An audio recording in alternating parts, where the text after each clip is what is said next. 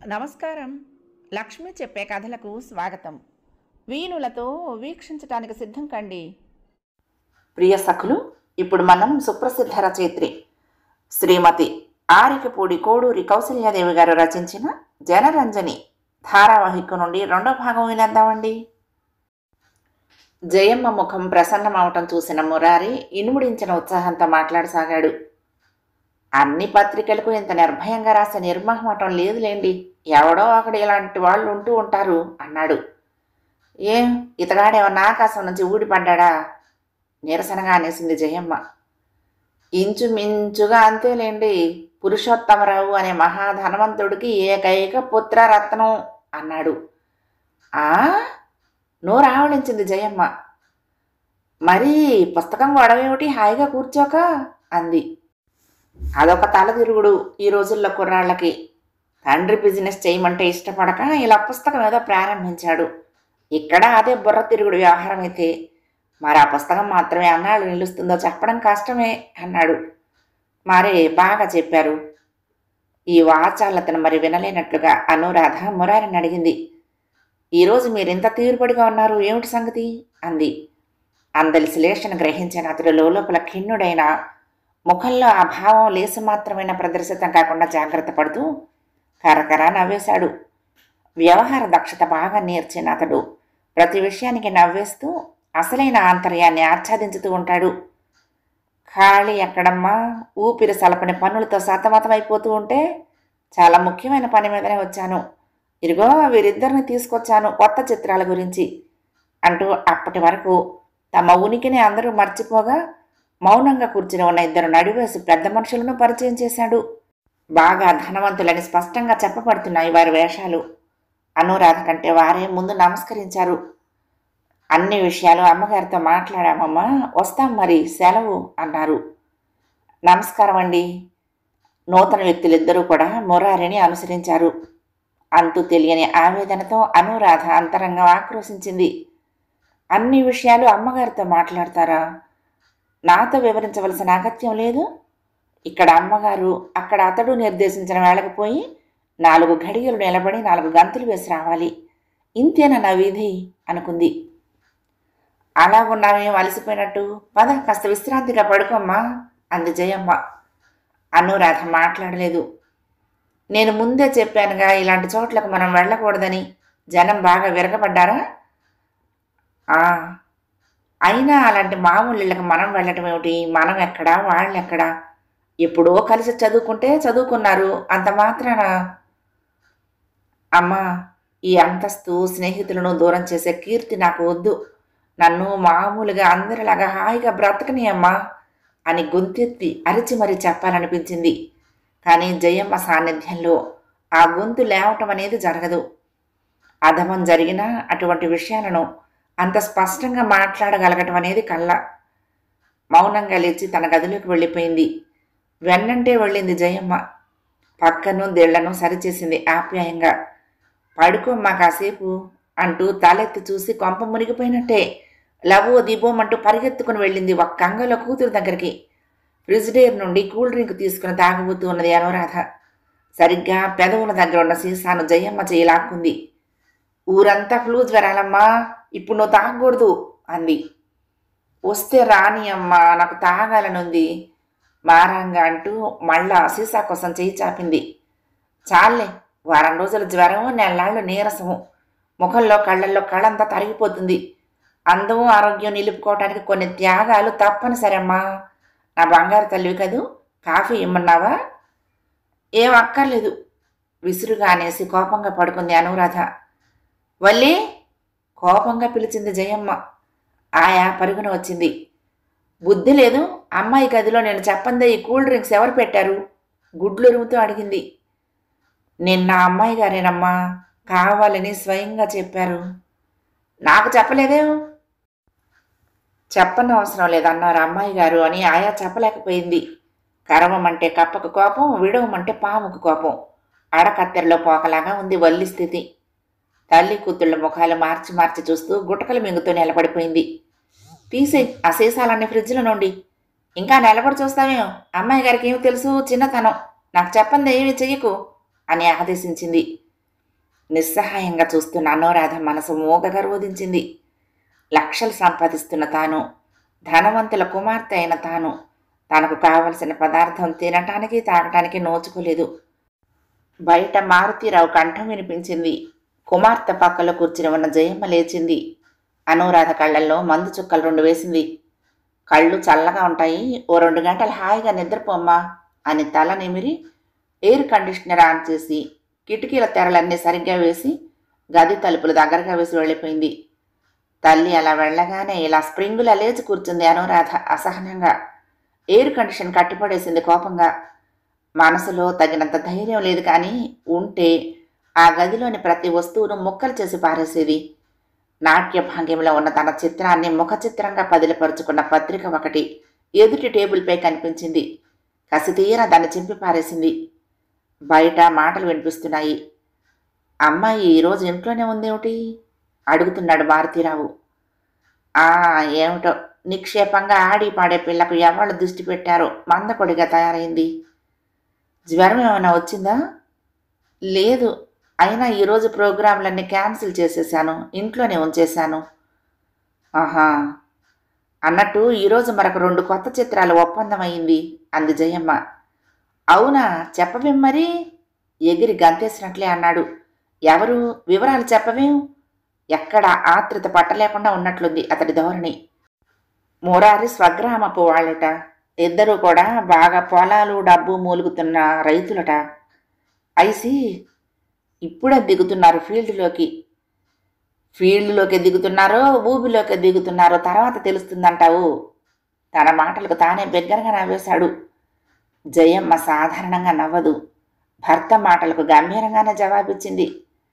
వాళ్ళు ఊబిలోకి దిగినా సముద్రంలో కలిసిన మనకేమి, కొత్తవాడైతే మనకే మంచిది. షూటింగ్ ప్రారంభం కాకుండానే మన డబ్బంతా పూర్తిగా ముడుతుంది. తర్వాత పిక్చర్ పూర్తి చేసుకుంటాడో లేదో వాడి కర్మ అంది. ఈ మాటలకు కూడా మారుతీరావు బిగ్గరగా నవ్వాడు. అమ్మాయి నటీమణి నిన్ను గొప్ప వ్యవహారకర్తను చేసింది.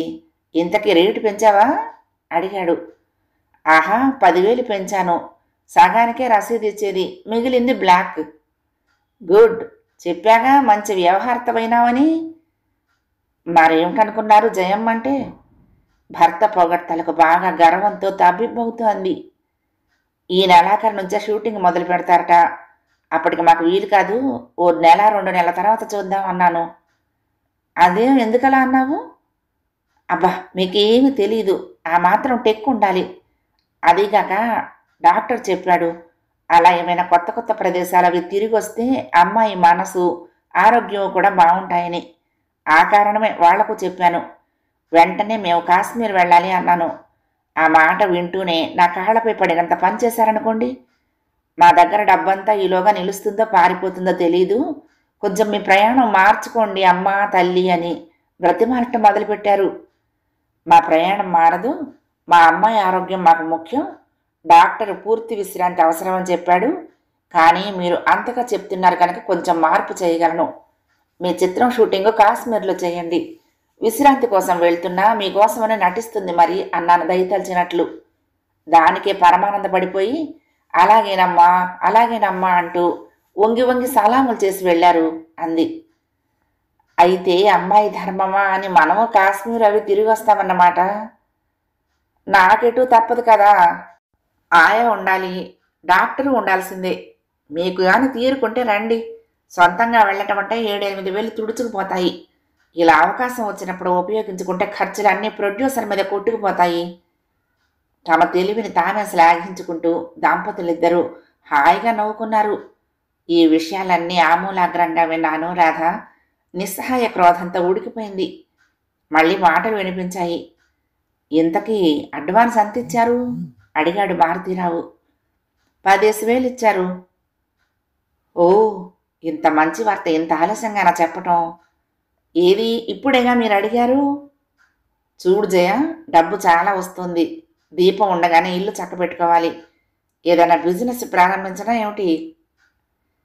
లక్షణంగా ఉన్న ఉద్యోగం చేసుకోండి, మీకు బిజినెస్ ఎందుకు కానీ. నేను సొంతంగా ఓ చిత్రం తీద్దామని ఆలోచిస్తున్నాను అంది. మంచి ఆలోచనే అన్నాడు. ఇంతలో ఎవరో వచ్చారు. సంభాషణ ఆగిపోయింది. రండి రండి అంటూ స్వాగత సత్కారాల్లో మునిగిపోయారు. అంతా వింటున్న అనురాధకు ఏదో చెప్పాలని ఏదో చెయ్యాలని ఉంది. కానీ ఏమీ చెయ్యలేనని, తల్లి ముందు నోరు విప్పలేనని కూడా తెలుసు. వ్యర్థ కోపం ఆమెను తినేస్తుంది. నేను నటీమణిని, చిత్రరంగంలో నా పేరు మారుమ్రోగుతోంది. కానీ వ్యక్తిగతంగా నాకున్న విలువ ఎంత? ఏ చిత్రంలో అయితే నేను నటిస్తున్నానో ఆ సంబంధమైన వివరాలు ఏమీ నాకెవరూ చెప్పరు. అమ్మగారితో మాట్లాడామండి అంటారు నిర్మాత దర్శకులు కూడా. నన్నొక ఏమీ తెలియని వాజమ్మగా జమకట్టి, ఈరోజు ఫలానా స్టూడియోకి వెళ్ళాలి, ఈవేళ ఫలానా చిత్రంలో పనిచేయాలి, ఇంతవరకు మాత్రమే వినిపిస్తుంది మమ్మీ. ఆ ఆదేశానుసారం తానక్కడికి వెళ్ళాలి. వెళ్ళటమేమిటి, నీడలా కూడా ఉండి తీసుకువెళ్తుంది మమ్మీ. అక్కడ కూడా అధిక భాగం మాటలు మమ్మీవే. మా బేబీ చిన్నపిల్ల, మా బేబీకి ఏం తెలుసు, నేను చెప్పినట్టే వింటుంది మా బేబీ అంటూ నిర్మాతలతో దర్శకులతో అధిక భాగం తనే మాట్లాడుతుంది. కేవలం చిత్రానికి కావలసిన చిలక పలుకులు పలికి అవసరమైన గెంతులు గెంతి రావటమే తన పని. ఇలా ఎంతకాలం? ఈ మొండి ప్రశ్న ఈ మధ్య మాటి మాటికి తాలెత్తుతున్నది అనురాధ మనసులో. కీ ఇచ్చి గెంతించి వినోదించే మరబొమ్మకు తనకు తేడా ఏమిటి? ఇంతవరకు ఏ చిత్రంలో ఎంత డబ్బు వచ్చిందో తనకు తెలియదు. అవును, మరి తన బేబీ కదా, అందుకే తనకు తన ఇష్ట ప్రకారం స్నేహాలు చేసే హక్కు కూడా లేదన్నమాట. లేనిదే చంద్రమౌళిని ఎందుకు అంతగా అవమానించింది? అసలు బుద్ధిపూర్వకంగా అతన్ని తీసుకొచ్చి అవమానించాలని అనుకోడతడు? తప్పకుండా అనుకుంటాడు, సందేహం లేదు. ఒక్కో ఆలోచన వచ్చిన కొలది క్రోధం అధికం కాసాగింది. పక్క మీద నుండి లేచి కాలు కాలిన పిల్లల అటు ఇటు తిరగసాగింది. నేలపై పరచబడిన మెత్తని తీవాచి కాళ్లకు సూదుల్లా గుచ్చుకుంటున్నది. ఎయిర్ కండిషన్ గదిలో కూడా శరీరం శాంతి దూరమై ఎండలో మలమల మాడుతున్నట్లే అనుభూతి కలుగుతున్నది. నాకు ఇంట్లో సుఖంగా లేదు, నాకు ఈ జీవితం బాగుండలేదు, నాకు మార్పు కావాలా? డాక్టర్ చెప్పినట్లు కాదు, మార్పు కాదు, ఇంకేదో కావాలి. పూర్తిగా ఈ జీవితమే మారిపోవాలి. టెలిఫోన్ మోగుతోంది హాల్లో. ఈ దిక్కుమలిన ఫోన్ ఒకటి, దీన్నెప్పుడు నేలకేసి కొట్టాలి. బండెడు కృతజ్ఞతలు వెలిపుచ్చుతూ మనస్ఫూర్తిగా నవ్వుతూ మాట్లాడుతుంది జయమ్మ ఫోన్లో. ఫోన్ మాట్లాడటం అయ్యాక అనురాధ గదిలోకి వచ్చింది. అమ్మాయి నిద్రపోతున్నావా అంటూ. లేదు పాపం, ఇప్పటికీ అప్పారావు గారు 2 సార్లు, మురారి 2 సార్లు ఫోన్ చేశారు నీ ఆరోగ్యం గురించి వాకపు చేస్తూ అంది ముఖం చాటంత చేసుకుని. కుమార్తె ముఖంలో ఆమె ఆశించిన వికాసం ఏమీ కనిపించలేదు. మరలా టెలిఫోన్ మోగింది. పరిగెత్తినట్లే వెళ్ళింది జయమ్మ. శని టెలిఫోను, ముందు దీని పీడ విరగడ కావాలి. కసిగా పళ్ళు కొరుక్కుంది అనురాధ. పని ఉంది, మళ్ళీ ఎవరో నా ఆరోగ్యం గురించి ఆతృత పడిపోయే మహానుభావుడై ఉంటాడు. నా ఆరోగ్యం పాడైతే నా గంతులు లేకుంటే వాళ్లకు డబ్బులు ఎలా కురుస్తాయి మరి? తిరిగి వచ్చిన జయమ్మ ముఖం కళకళలాడిపోతోంది. చూసావా, డాక్టర్ గారే ఫోన్ చేశాడు నువ్వెలా ఉన్నావని. ఆయనకెంత గుర్తో చూడుమాను అంది. అనురాధ మాట్లాడలేదు. వెళ్ళమ్మా, నువ్వు స్వయంగా బాగున్నావని చెప్తేనే గాని ఆయనకు తృప్తి లేదుట. వెళ్ళి మాట్లాడు. అబ్బా, నేను బాగానే ఉన్నానుగా, నువ్వు చెప్తే చాలు. బాగుండదమ్మా, ఆయనంత శ్రద్ధ తీసుకుంటున్నప్పుడు మనం నిర్లక్ష్యంగా కనిపించకూడదు. ఫోన్ దగ్గర నిలబడి ఉన్నాడు పాపం. ఉన్నాడు. ఫోన్ దగ్గర నిలబడకపోతే పోయి ఏట్లో కలవమను, నాకేం, నేను మాట్లాడను అని అరిచి చెప్పాలనిపించింది. కానీ ఏమీ అనలేకపోవటమే ఆమె బలహీనత. తల్లి వెనకనే పిల్లిలో నడిచి వెళ్ళి డాక్టర్ అతి ఆప్యాయతతో వెకిలి నవ్వుతూ అడుగుతున్న వివరాలకు జవాబు చెప్పింది. రేపు ఉదయమే వస్తానులేండి, మరలా మిమ్మల్ని చూడటానికి అంటూ వదల్లేక వదిలాడు ఫోనును డాక్టర్. అప్పటికి గమనించింది అనురాధ ఆ హాల్లో సోఫాల్లో సుఖాసీనులై తనను అతి ఉత్సుకతతో తిలకిస్తున్న వ్యక్తులను. ఒక నడి వయస్కుడు, ఒక నడి వయసు స్త్రీ, అతడి భార్య కావచ్చు. ఆమె కంటే కొద్ది పిన్నలైన మరొక 2 స్త్రీలు, ఒక యువతి యువకుడు, 15 ఏళ్ల పిల్లలిద్దరూ. ఉపోద్ఘాతం ఏమీ లేకుండానే జయమ్మ పరిచయాలు ప్రారంభించింది. ఈరోజు ఒంట్లో కాస్త నలతగా ఉండి ఇంట్లో ఉంది. ఎక్కడా అసలు ఊపిరి తిరగని పని అయ్యే. అదే డాక్టర్ గారు కూడా అంటున్నారు ఫోన్లో అని ఆగంతుకులతో చెప్పి, నిన్ను చూడాలని వచ్చారమ్మాయి, ఆ మూల నుంచి ఈ మూలకి అంది కూతురుతో. ఇక తప్పదన్నట్లుగా అనురాధ ఒక కుర్చీలో కూర్చుంది. జయమ్మకు బాగా నచ్చిన వారు, ముఖ్యులు, ఇష్టులు అయితేనే ఈ లోపల డ్రాయింగ్ రూమ్లోకి వస్తారు. మరెవరైనా అయితే బయట డ్రాయింగ్ రూమ్లోనే కూర్చోబెడుతుంది. అందువల్ల వీళ్ళెవరో బాగా ముఖ్యులేనన్నమాట.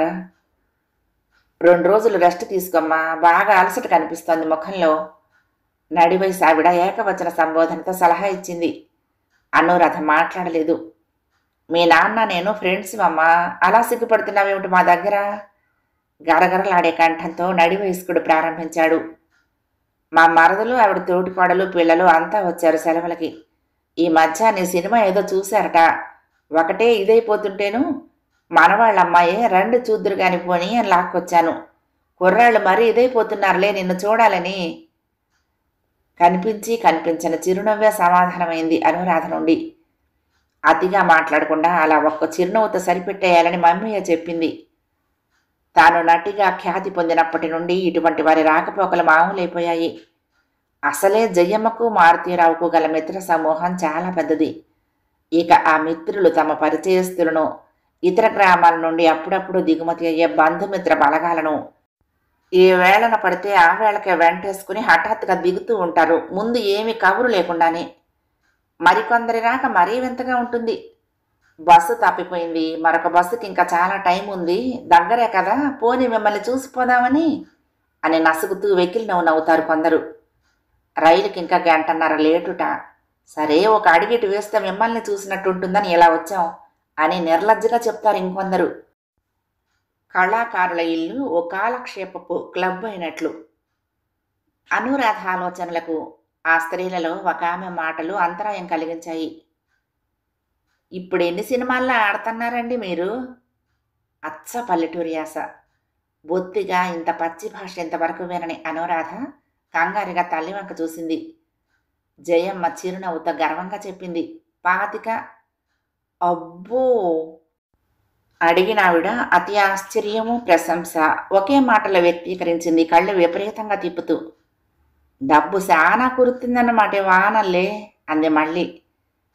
ఆహా, మారుతీరావు హాయిగా కాలు మీద కాలేసి కూర్చోవచ్చు, 4 తరాల వరకు ఢోకా లేదు అన్నాడు ఆ పురుషుడు. ఆవిడ మళ్ళీ ప్రారంభించింది. అవునులేండి, అలాగనే విన్నాము. ఈ సినిమాల్లో డబ్బు వస్తే అదే పనిగా రావటం, లేకుంటే అదే పనిగా పోయి చేతిలోకి చెప్పరాటం మామూలేనంటగా. మా ఊళ్ళో వెంకయ్య గారి సుబ్బారాయుడు ఇట్టాగే సినిమా తీయాలని పట్టణానికి ఎగబడ్డాడు. ఇప్పుడు తినటానికి తిండే లేదనుకోండి. అవును గదు వదినా అంది. ఈ మాటలకు అనురాధే కాదు, జయమ్మ కూడా దిగ్భ్రమతో చూసింది. పల్లెటూరి వారు లోకడ చాలామంది వచ్చారు. అయితే ఇలా బొత్తిగా ఇతరుల ఖాతరు లేకుండా, ఏమనుకుంటారననే మొగమాటం లేకుండా బేపర్వాగా మాట్లాడే వాళ్ళని మాత్రం ఇవే మొదటిసారి చూడటం. ఆవిడకు అసలు ఎవరి లెక్క లేనట్టే ఉంది ఆ అమూల్యమైన అభిప్రాయాన్ని విసిరే తీరు చూస్తూ ఉంటే. అనురాధ అందకత్తే కానీ మాటకారి కాదని తెలిసిపోయింది వారికి. దాంతో ధైర్యం ఎక్కువైంది. చొప్పదంటు ప్రశ్నలు వరుసగా ప్రారంభించారు.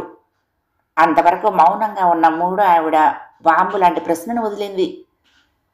అవును, ఒక్కోసారి మీరు బొమ్మలో మొగ డ్రెస్సులు, బుల్లి బట్టలు కడతారు కదా, మరి బయట లేకుండా అందరి మధ్యన సిగ్గేదటండి అంది.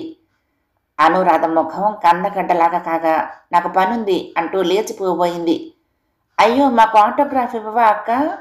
అంతవరకు బుద్ధిగా కూర్చుని ఉన్న అమ్మాయి పుస్తకం అనురాధ ముందుకు చాచింది, అతి చనువుగా సంబోధిస్తూ.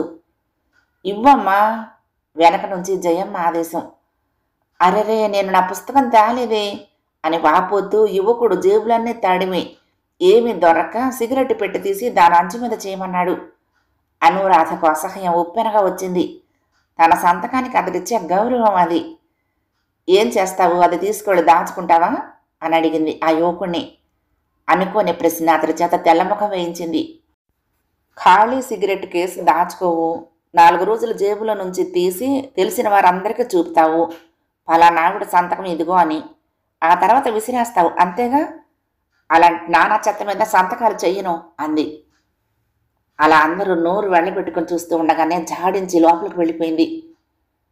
మేమెప్పుడు చెన్నపట్నం వచ్చినా కన్నమ్మ గారింటి నుండి అందరూ టార్సును చుట్టం అలవాటు, అట్టాగే వచ్చాం కానీ. అంతకు మునుపు అతిగా వాగిన ఆవిడ గొడగటం వినిపించింది అనురాధకు. కానీ ఆమెకు లోలోన ఇప్పుడు చాలా ఆనందంగా ఉంది. మనసులోని అక్కసు కొంతవరకు ఏదో ఒక రూపాన బయటకొచ్చి మనసు కొంత తేలిగ్గా ఉంది. వాళ్ళని వెంటనే సాగనంపలేదు జయమ్మ. కాఫీ పలహారాలవి మస్తుగా ఇచ్చి పంపింది. తర్వాత అనుకున్నట్లుగానే అనురాధ గదిలోకి వచ్చింది. ఇవాళ నువ్వెంత తెలివి తక్కువగా ప్రవర్తించావో తెలుసా అంది ఉపోద్ఘాతంగా. ఏం చంద్రమౌళిని తానెందుకు అవమానించింది? మహాబాగా చేశాను నేను అని మరొకసారి లోలోన ఆనందపడింది అనురాధ. మన చీరాకులు పరాకులు పై వాళ్ళ పని ప్రదర్శించడం ఏమిటి? వాళ్ళు ఎంత అభిమానంతో ఎంత ఇదిగా వస్తారు, నేనేదో దేవతను చూసినట్టు చూడటానికి. అలాగేనా నువ్వు విదిలించేది? మందలింపుగా అంది జయమ్మ.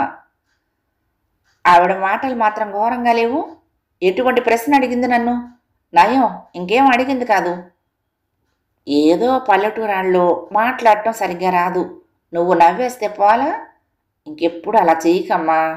నేనేదో కింద మీద పడి సర్ది చెప్పి కాఫీ పలహారాలు పెట్టి పంపించాను అంది. ఏం ఎందుకంత తాపత్రయం? వాళ్లపైననే మన జీవితం అంతా ఆధారపడి ఉందా ఏం? జయమ్మ ముఖం ఈ ఎదురు ప్రశ్నతో నల్లగా అయినా వెంటనే మామూలుగా అయింది. అందుకే మరి నీకేమీ తెలియని చిన్నతనం అంటున్నాను. ఫలానా అమ్మాయికి మహాగర్వం, అసలు కళ్ళు నెత్తి మీద ఉంటాయి, అభిమానులతో మాటే ఆడదు అని వాళ్ళు పోయి ప్రచారం చెయ్యరు. అదే ఆ నోట ఈ నోటనా అని శాశ్వతం అయిపోతుంది. సాటి వాళ్ళంతా అభిమాన సంఘాలు అవి ఇవి అని చక్కగా ఏర్పాటు చేసుకుంటూ ఉంటే నువ్వు ఇలా అభిమానుల్ని విదిలిస్తావా? అది అభివృద్ధికి ఎంత ఆటంకం. సిగరెట్ డొక్కు మీదైనా సరే, 100 రూపాయల నోటు పైన అయినా సరే ఒకేలా నవ్వుతూ చేయాలి ఆటోగ్రాఫు. అదే తెలివైన పని అని ఎప్పుడు మర్చిపోకు అంది. ఇంకా నయం, సిగరెట్ పీక మీద చేయమనలేదు. కసిగా అనుకున్న మాట బయటికి రాలేదు. మనకు కూడా అభిమాన సంఘాలు పెట్టించే విషయం ఆలోచిస్తున్నాను. ఇవన్నీ నీకెందుకులే, నేను చూసుకుంటా గాని. నీకెందుకులే అనే పదం వింటూనే అనురాధ హృదయం ముడుచుకుపోయింది. అవును, నాకెందుకు? నేను కేవలం నవ్వు ముఖంతో తైతక్కలాడవలసిన తోలుబొమ్మను కదా. వంట మనిషి వచ్చింది ట్రేతో. 4 బిస్కెట్లు, ద్రాక్ష పళ్ళు, ఓ గ్లాసు నిండా పళ్ల రసం. చూస్తూనే అనురాధ మనసు కోపంతో గాండ్రించింది. దీర్ఘకాల రోగిలాగా రోజు ఈ పళ్ల రసం నేను తాగలేను. నాకు కాఫీ ఇవ్వు. మీరందరూ తినే ఉప్మాలు పకోడీలవి నాకు కావాలి. కాళ్ల నీళ్లు కారిపోతూ ఉండగా వృద్ధ కంఠంతో అంది జయమ్మ. అదుగు మళ్ళీ మొదలుపెట్టావా మంకు పట్టు? ఇలా పూట పూటకి రోజు రోజుకి ఎలా నచ్చ చెప్పేది చెప్పు. నాకేం చెప్పొద్దు, నన్ను అన్నీ తిననివ్వు. ఎంత డబ్బుంటే ఎందుకు? కావలసినవి తినలేని వాళ్లకు ఛీ. ఎంత డబ్బుంటే ఎందుకు? ఎన్ని అలంకరణ సామాగ్రులు ఉంటే ఎందుకు? అందము నాజుకుతనము లేని వాళ్ళకి. ఒక్కసారి లావెక్కితే ఇక తగ్గటం అంటూ ఉండదమ్మా. మనిషికి ఉన్నదే బలము, పశువుకు తిన్నదే బలము అన్నారు. ఎవళ్ళు ఏమన్నారో నాకు అక్కర్లేదు. అనురాధ కళ్ళ నుండి ధారలు కారిపోతున్నాయి. అంతా బయట నుండి వింటున్న మారుతీరావు కలగ చేసుకున్నాడు, సంగతి శృతి మించి రాగాన పడటం గమనించి. మీ అమ్మదంతా చాదస్తమమ్మా. ఏవోయ్, ఓ రోజు తింటే ఏమిటాయి మహా? పసిపిల్లను పట్టుకుని వేధించేస్తున్నావు డైటింగ్ గీటింగ్ అంటూ అని భార్యను కసురుకున్నట్లే కసురుకుని అనురాధ చూడకుండా సైగ చేశాడు. అర్థం చేసుకున్న జయమ్మ తాత్కాలికంగా మౌనం వహించింది. తీసుకురా, అమ్మాయికి ఏమేం కావాలో అన్నీ ఆజ్ఞాపించాడు మారుతీరావు. అలాగే అంటూ జయమ్మ నిష్క్రమించింది. ఆ సమయంలో తండ్రి దేవతగా కనిపించాడు అనురాధకు. థ్యాంక్ యూ డాడీ అంది సంతోషంగా. వెరీ గుడ్, ఎప్పుడు నువ్వు నవ్వుతూ ఉండాలి. నీ సంతోషం కాకేమిటమ్మా మాకు కావాలి? ఒక్కగానొక్క బిడ్డవు. అలా మాట్లాడుతూనే పక్క గదిలోకి నడిచి 2 నిమిషాల్లో తిరిగొచ్చాడు చేతిలో ఆల్బంతో. ఇది చూసావాను అన్నాడు. ఏమిటి డాడీ? తండ్రి కూతుళ్ళు సోఫాలో కూర్చుని ఆ ఆల్బం చూడసాగారు.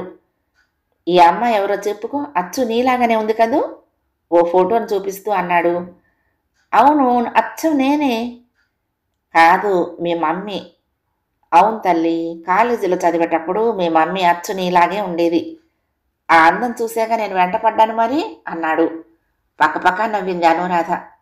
మారుతీరావు శృతి కలిపాడు. ఇదిగో, ఇది మా పెళ్లి ఫోటో. చూసావా మీ అమ్మ ఎంత నాజూకుగా తీగలా ఉందో? ఇప్పటి పేపారూపం చూసిన వాళ్ళు ఈ ఫోటోలు మీ మమ్మీ అని అనుకోగలరా? మరలా తండ్రి కూతుళ్ల నవ్వులతో ఇల్లు ప్రతిధ్వనిస్తూ ఉండగా జయం వచ్చింది ఉపాహారాల ట్రేతో. తల్లిని చూసిన అనురాధ నవ్వాపేసింది. రండి శ్రీమతి పీపా గారు, మీ ప్రతిభ చెప్తున్నాను అమ్మాయితో అన్నాడు. ఈ సరస్వక్తి జయమ్మని కదిలించలేదు. అసలే కుమార్తె మంకుపట్టుతో విసిగిపోయి ఉన్న జయమ్మ చుర్రం లేచింది కోపంగా అరుస్తూ. మీరు లేరు డబ్బాకు మళ్ళీ అతన్ని కసురుకుంటూ ట్రే అనురాధ ముందు ఉంచింది. ఇవిగో అమ్మ పకోడీలు, ఇవిగో ఇవి పెరుగ్గారెలు, ఇవి పెసరట్లు వేడిగా ఉన్నాయి. ఈ ఐస్ క్రీం కప్పు ఫ్రిడ్జ్లో పెడుతున్నాను, అవి తినటం అయ్యాక తీసుకో. ఆ గొంతులో శాంతం బలవంతంగా ఎరువు తెచ్చుకున్నట్లు తెలుస్తోంది. ఇంతకు నువ్వు ఈరోజు ఎన్ని గారెలు తిన్నావు? ఎన్ని పెసరట్లు ఐస్ క్రీం కప్పులు స్వాహా చేశావు? చెప్పు. పైనుండి కింద వరకు ఒకటే కొలత. అయినా ఎక్కడా కాదరలేదు. ఇతరులకు మాత్రం చెప్తావు సలహాలు. భార్యని మరింత ఎత్తిపొడుపు మాటలతో రెచ్చగొట్టాడు మారుతీరావు. అనండి అనండి, నన్ననకేం చేస్తారు? ఆ కాలంలో ఇలా డైటింగ్లు పాడు తెలిసి అడిస్తేగా. ఏమాత్రం తెలిసినా అంత అందమైన రూపాన్ని ఇలా పాడు చేసుకుని ఉండేదన్నా. కనీసం అమ్మాయి విషయంలోనైనా జాగ్రత్త తీసుకుందాం అనుకున్నాను. అందుకే. అది తప్పే అయితే మానేస్తానులేండి, కినుకగా అంది బయటకు వెళ్ళిపోతూ. నువ్వు తిని కాసేపు రెస్ట్ తీసుకోమ్మా, మీ అమ్మ ధోరణి ఎప్పుడు ఒకే మాదిరిలే అన్నాడు. తెరలన్నీ సరిచేసి వెళ్ళిపోయాడు. ఏమిటో మరీ అంత కోపం? ఆ మాత్రం హడావుడి చేస్తేనే ఆ పట్టు పోతుంది. అవన్నీ తింటుందనేనా? ఒక్కటి కూడా ముట్టుకోదు చూడు, అందుకే అలా ఎత్తివేశాను అంటూ సముదాయించాడు భార్యను రహస్యంగా. అతడి అంచనా తప్పలేదు. ఇటు ఆల్బంలోని అందమైన బొమ్మలను, అటు ట్రేలోని చవులూరు పదార్థాలను మార్చి మార్చి చూసింది. నిజంగా మమ్మీ ఎంత అందంగా ఉంది! అంతటి అందాన్ని నాజుకును హరించేస్తాయా ఇంతటి రుచికరమైన పదార్థాలన్నీ కలిసి? లావుగా ఉండే తన తోటి విద్యార్థినులను అందరూ ఎంత ఎగతాళి చేసేవారో గుర్తుకొచ్చింది. తనను అందరూ ఎంత ఆరాధనగా చూస్తున్నారు. ఆలోచన రావటంతోనే ట్రే దూరంగా తోసింది. ఆయా, ఇవన్నీ తీసుకుపో బిగ్గరగా పిలిచింది. అంతవరకు చేసిన హఠం ఏమిటో, మరలా ఇప్పుడు ఈ మార్పు ఏమిటో తెలియక అయోమయంగా చూసింది ఆయా. తీసుకుపో ఇవన్నీ ఆదేశించింది. ఒక్కగానొక్క బిడ్డ తిక్క రూపం ఎలాగే ఉంటుంది కాబోలు అనుకుంటూ మౌనంగా ఆజ్ఞాపాలన చేసింది ఆయా. ఫ్రిడ్జ్లోని పళ్లరసం తీసుకుని తాగి ఆలోచిస్తూ మేను వాల్చింది అనురాధ. మమ్మీ చెప్పే వాటిల్లో నిజంగా చాలా అర్థం ఉందన్నమాట. మమ్మీకి చాలా శ్రద్ధ కదా తన మీద. ఈ ఆలోచనలతో మనసులోని కోపమంతా తాత్కాలికంగా ఎగిరిపోయింది. కానీ ఈ నాజుకుతనం కోసం ఎంతగా జిహ్వను చంపుకోవలసి వస్తుంది. తోటలో మాలి పని మనిషి తీరిగ్గా కబుర్లు చెప్పుకుంటూ ఆ రకరకాల పదార్థాలన్నీ తినటం చూసి ఆమెకు అసూయ కలిగింది. కానీ ఏం చేయటం?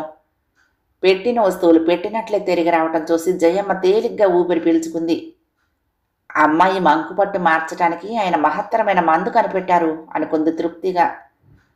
కానీ ఎందుకు ఇది ఇలా తిక్కగా ఉంటుంది? ఏమిటైంది అనురాధకు? మెల్లగా తన చేతిలో నుండి జారిపోతుందా అధికారం?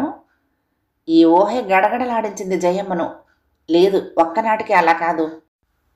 తను 1000 కళ్ళతో చూసుకోదు. తనకు తానే ధైర్యం చెప్పుకుంది. అప్పుడే కళ్ళు తెరిచి కిటికీల నుండి కనిపిస్తున్న ఆహ్లాదకర వాతావరణాన్ని చూస్తున్నది అనురాధ. గత రాత్రి హాయిగానే నిద్రపట్టింది. అందువలన గత దినపు కలతపారిన మనసు ప్రస్తుతం అంతా మర్చి ఆనందంగానే ఉంది. లేచారా అండి? బెడ్ కాఫీతో ప్రవేశించిన ఆయా కుశల ప్రశ్న వేసింది. అమ్మాయి గారు లేచారండి అంటూ శుభవార్తలాగా వెంటనే బయటికి కూడా చేరవేసింది. మరో నిమిషంలోనే లేచావా అమ్మా అంటూ జయమ్మ ప్రవేశించింది. ఆ వెనకనే తోకలాగా నడిచొచ్చిన డాక్టర్ని చూడగానే అనురాధ ఆనందమంతా హరించుకుపోయింది. Hello, how do you do అంటూ మంచం పక్కన స్టూల్ మీద కూర్చున్నాడు. పరీక్షగా ఉన్న ఆ చూపులు, ఆ వికటపు చిరుహాసం అనురాధకు జుగుప్సాకరంగా తోచాయి. హలో అంది తిరిగి తప్పనిసరిగా మర్యాదగా. రాత్రి బాగానే నిద్రపట్టిందా? కళ్ళల్లోకి సూటిగా చూస్తూ అడిగిన ప్రశ్నతో మరింత అసహ్యం కలిగింది అనురాధకు. మమ్మీ దృష్టిలో ఇవన్నీ వైద్యం చేయటంలో భాగాలే. బాగానే పట్టింది. నేను శుభ్రంగా ఉన్నాను. మీరు అనవసరంగా శ్రమ తీసుకుంటున్నారు సరళత లోపించిన స్వరంతో అంది. అతడు గలగలా నవ్వేశాడు. తప్పుతుందా మరి? మీ వంటి వారి విషయంలో శ్రమ తీసుకోకుంటే ఇంకెవరి కోసం చెప్పండి, మేము మా చదువులును అన్నాడు. ప్రొద్దుటే వచ్చి చూస్తానని నిన్ననే అన్నారు. మాట ప్రకారం వచ్చేశారు. ఎంత బిల్లు ఇస్తే మాత్రం అంత శ్రద్ధగా చూసేవారు అరుదుగా ఉంటారు. జయమ్మ తందాన తన పాట డాక్టర్కు ఆహ్లాదత, అనురాధకు అసహ్యత కలిగించింది. అక్కడి నుండి లేచి మరొక గదిలోకి పోవాలన్న వీలు కాని పరిస్థితిలో ఉంది. పల్చని నైట్ గౌన్ ధరించి అప్పుడే నిద్ర లేచిందాయి. ఛీ, మరి ఇలా తన గదిలోకి డాక్టర్ని తెస్తుందెందుకు మమ్మీ? అక్కడికి తానేదో మంచం మీద నుండి కదలలేని స్థితిలో ఉన్నట్టు అనుకుంది. ఆ వంకన్నాథుడు ఆ గదిలోని ఖరీదైన అలంకరణను, వస్తు వైభోగాన్ని చూడాలి. తమకు గల ధన సంపదను అంచనా వేసుకుని ఇంకా వంగి వంగి సలాములు చేయాలి. అది మమ్మీ ఆంతర్యంలో గల అసలు ఉద్దేశం. డాక్టర్ స్టెథోస్కోప్ తగిలించుకుని పరీక్ష చేయడానికి సిద్ధమవుతున్నాడు. తన పల్చని డ్రెస్ విషయం కూడా విస్మరించి దిగ్గున లేచి కూర్చుంది అనురాధ. అనవసరం ఈ తతంగమంతా, నాకేమీ రోగం లేదు అంది ఖండిత స్వరంతో. డాక్టర్ ముఖం మలినమైంది. అదిగో అదిగో ఆ మొక్కుతనమే బాబు, కొత్తగా 4 రోజుల నుంచి వచ్చింది. అసలు ఎదురు చెప్పేదా దేనికైనా ఇదివరకు? ఇప్పుడు ప్రతిదానికి పేచీయే. అందుకే మీరు మందు ఇవ్వాలి. కాస్త పెద్ద పెద్ద పుస్తకాలు చదివి బాగా ఆలోచించి మరీ మందు ఇవ్వండి. జయమ్మ ఒకటే వాపోసాగింది. డాక్టర్ బలవంతంగా ముఖానికి నవ్వు తెచ్చుకుని తిరిగి కుర్చీలో కొలబడ్డాడు. తీరిగ్గా సిగరెట్ వెలిగించాడు. హతూస్మి, అప్పుడే కదలడన్నమాట. రాత్రుల్లో నిద్ర సుఖంగా ఉంటుందా అనురాధ గారు? అంటే అదే కలలు అవి వచ్చి మధ్యన మెలకువ రావటం వాగేరా. అనురాధ సమాధానం ఇవ్వకుండా నేల చూపులు చూడసాగింది. మీరు మాట్లాడుతూ ఉండండి, నేను ఫోన్ చూసుకుంటాను. రింగు చేస్తున్నారెవరు? జయమ్మ నిష్క్రమించబోయి అనురాధ పిలుపు విని ఆగిపోయింది. మమ్మీ, నేను ఈరోజు 10 తర్వాత షూటింగ్స్కి వెళ్తాను అంది. జయమ్మ కనుబొమ్మలు ముడిపడ్డాయి. అనురాధ తనంతటి తాను నిర్ణయాలు తీసుకోవటం ఆమెకు నచ్చని ముఖ్య విషయాల్లో ఒకటి.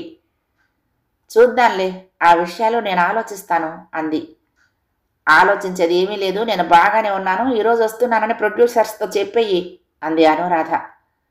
2 క్షణాలు కుమార్తె వంక తీవ్రంగా చూసి ఊ అనేసి జయమ్మ వెళ్ళిపోయింది.